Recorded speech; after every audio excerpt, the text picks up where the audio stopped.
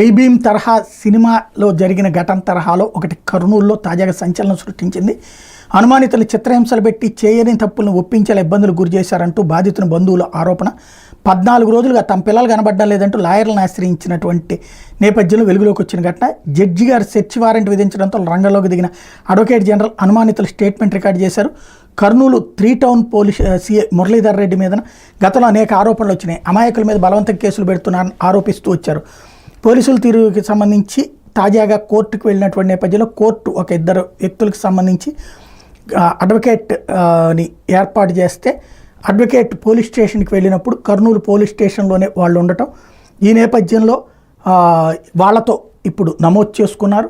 ఇది జైభీం సినిమాలో సూర్య పాత్ర లాంటిది. ఇప్పుడు ఆ లాయర్ గారు అదే సందర్భంలో అక్కడ ఉన్నటువంటి పోలీస్ పాత్రే ఇక్కడ ఉన్నటువంటి పోలీసులు అవడం అన్నదే ఇక్కడ సంచలనమైంది.